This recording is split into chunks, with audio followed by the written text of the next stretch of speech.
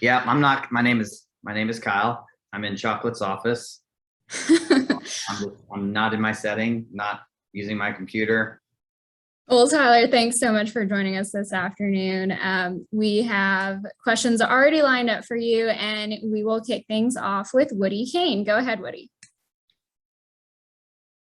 Hey, Tyler. Kyle. First of all, why is there a police officer behind you? And second of all, this race at Daytona, the last race of the regular season, is apt to be kind of crazy. How desperate and wild do you think it will be compared to whatever is normal there? Will it be with guys having their last shot to make the playoffs? Well, I've been arrested. That's why I'm here. No one knows where I'm at besides me. I'm trying to work it out with law enforcement. I'm just kidding. I'm in Chocolate Meyer's office at the museum.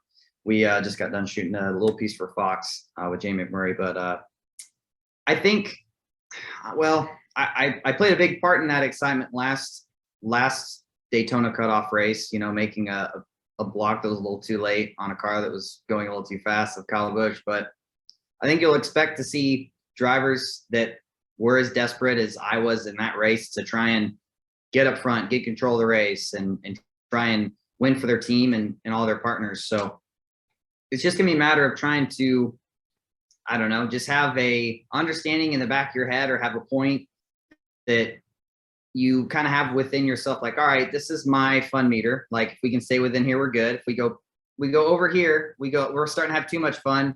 It's either, well, okay, I need to try and get close to the front. Do I need to get out of this thing?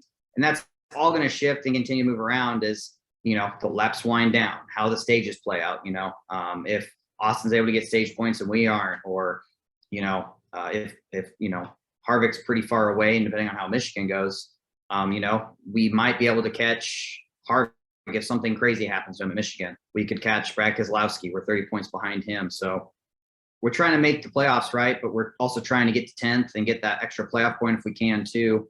So there's a lot of things going around, and we're going to try and control what we can. Someone going in and winning that race at Daytona is something that we can't really control unless we go win that race. But it's a tough spot to be in.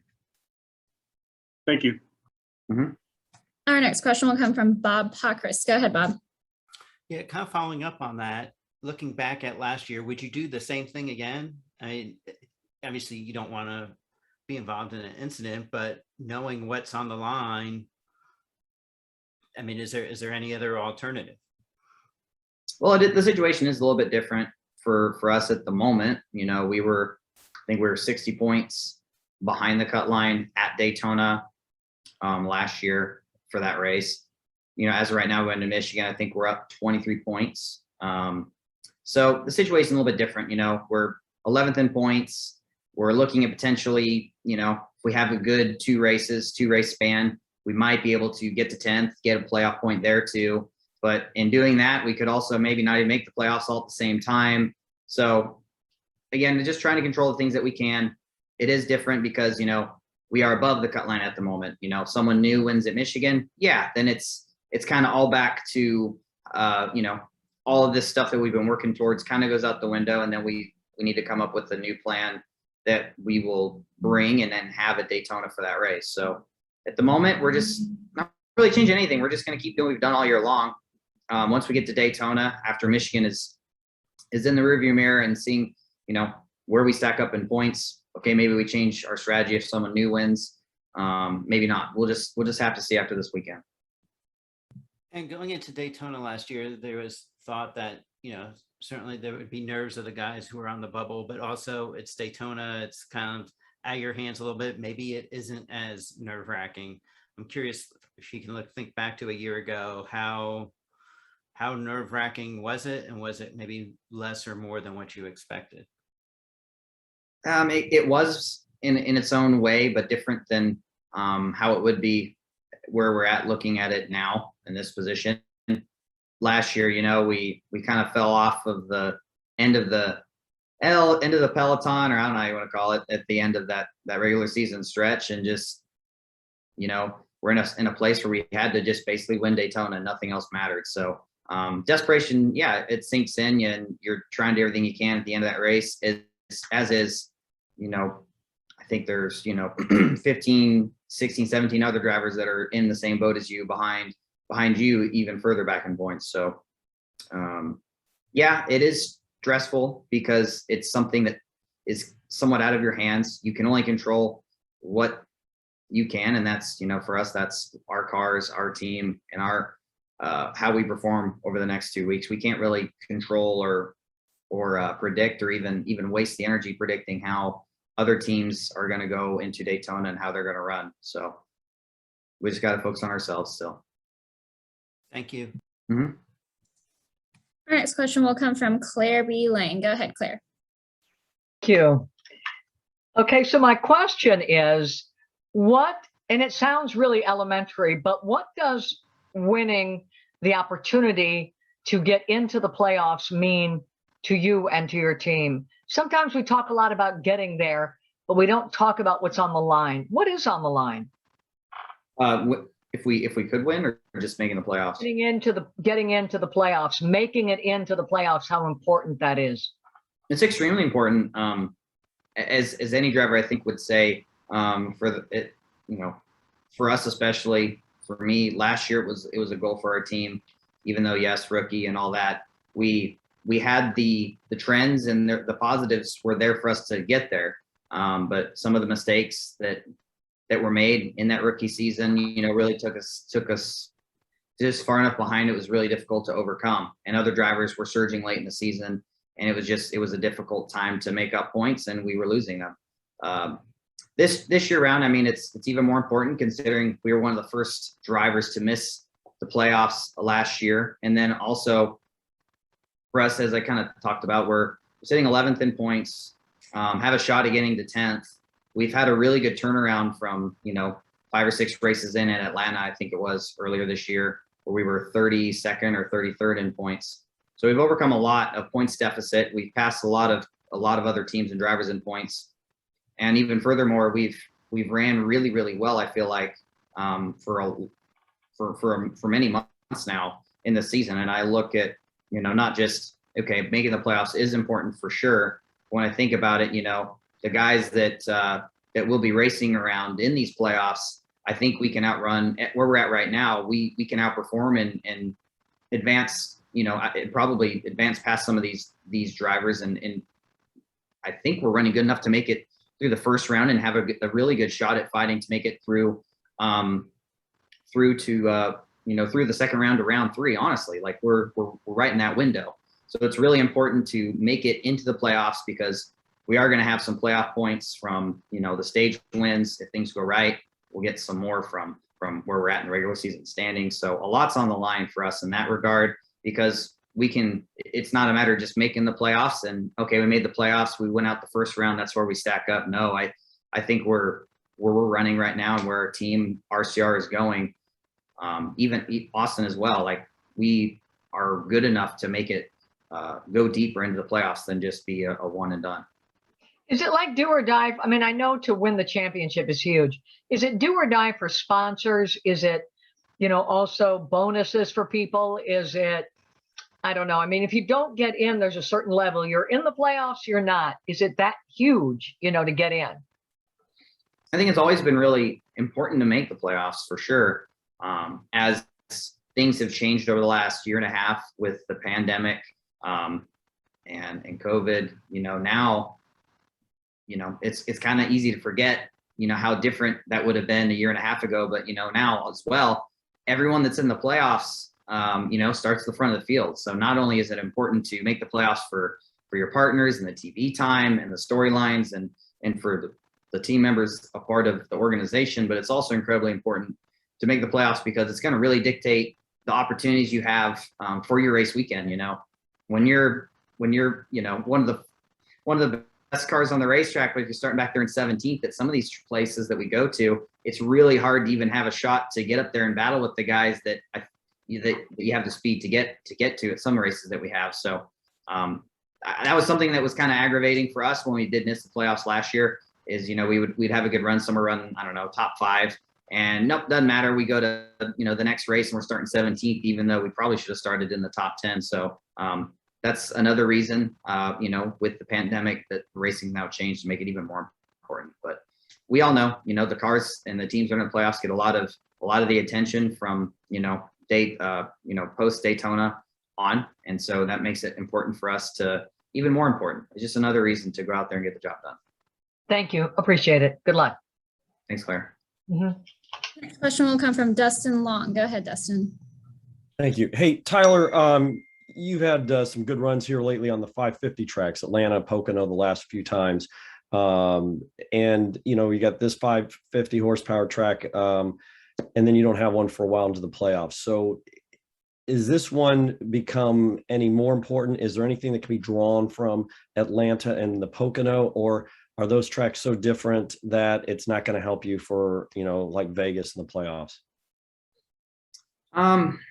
They're similar, but they're not. I mean, there's some things you can draw from, but I think the important thing to draw from it is, these are races. A lot of these races are, you show up, you unload, you go through tech, and you hit the racetrack without ever really getting a chance to adjust on what you bring and what you think is going to be the best piece for that race, that weekend, that time of day, whatever. So the racing surfaces, the size of the tracks, a lot of those variables may not be the same, but the one thing that does remain the same is you're working lots of hours on the car, on the setup that's going into it, and where you're going to start with the balance of all that all beforehand, and have that set and in a pretty close box where you want it to be before you go to the racetrack. So as we go from places like Michigan, and like we've ran at Pocono, Atlanta, we go to Vegas and some of these other ones, it's going to be the same type of deal. It's going to be really important to have our homework done and done the right way. So when we hit the racetrack,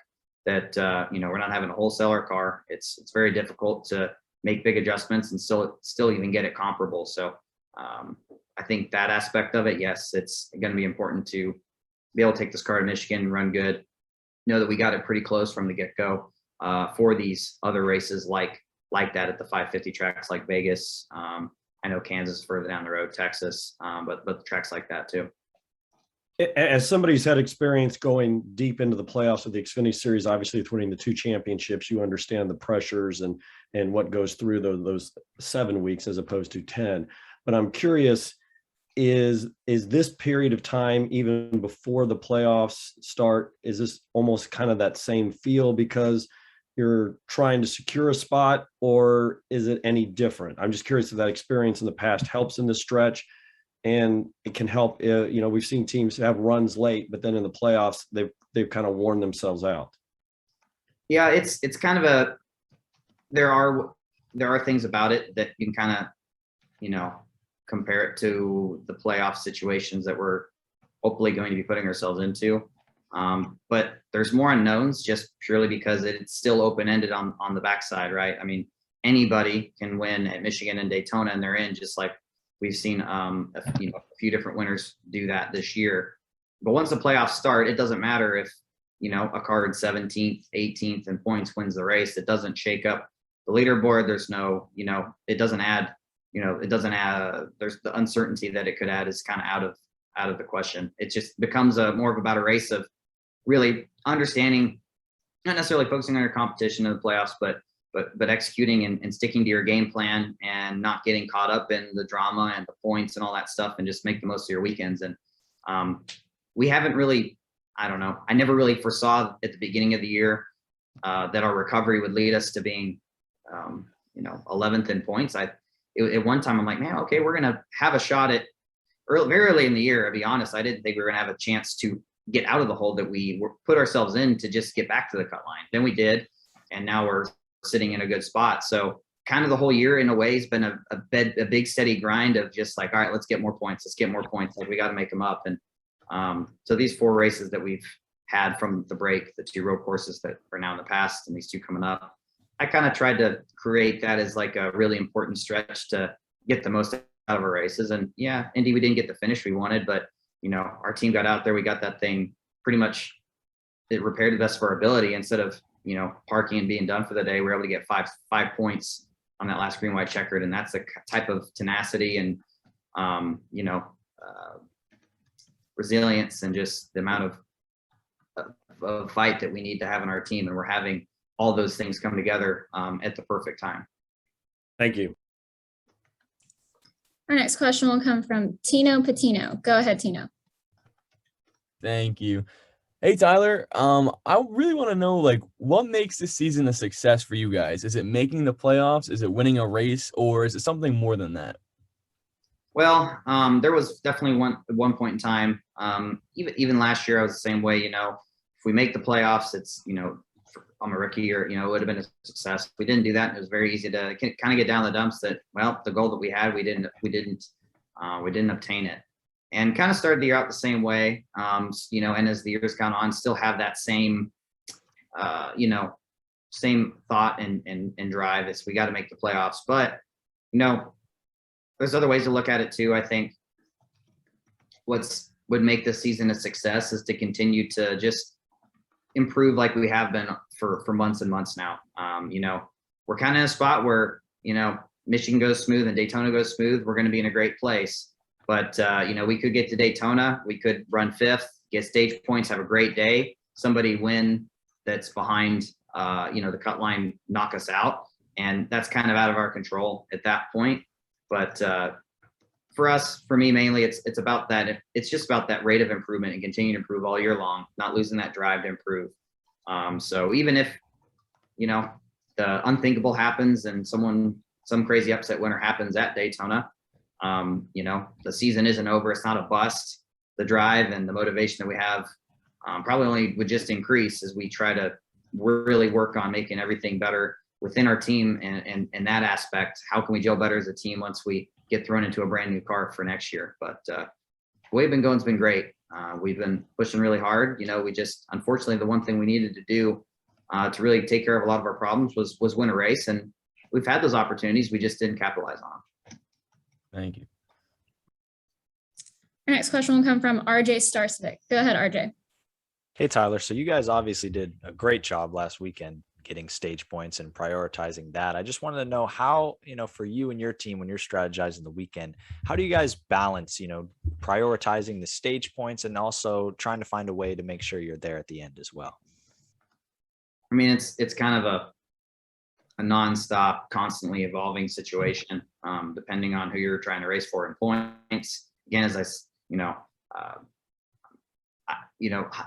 hindsight now, I realize, oh wow, if we didn't finish 21st at Indy, we finished 5th, 6th, 7th. We're knocking on the door of being really close to Brad, and we're still have that capability in front of us. So, where we're at now, we're 23 up. Winning a race would be great, but we don't need to lose a lot of stage points and put ourselves in a tougher spot going into Daytona. Really fighting like plate position for position against Austin. So I think we just keep kind of on the road that we've been on, going for the stage points when they make a lot of sense. There will be times, and there has been times where they make no sense for us because they'll cost us too much and we haven't gone for them. But more times than not, it's worked out in our favor. So we'll just keep doing the things that we have been. We've clearly been going in the right direction all year long. So why change what's been working? We'll just keep fine tuning on the little details and see where it shakes us out here when it comes time for the playoffs. Thank you. Best of luck. Thanks. Next question will come from Adam with racingrefresh.com. Go ahead, Adam. Thanks for your time, Tyler, today. I'm just wondering what the mood's been like with you and Austin Dillon, teammates, and considering unless something kind of crazy happens, it's looking like a battle between you two for the final playoff spot. It's been really good. We just before I hopped on with you guys, we had a sit down interview with Jamie McMurray, and probably couldn't say it's just as good as it's ever been.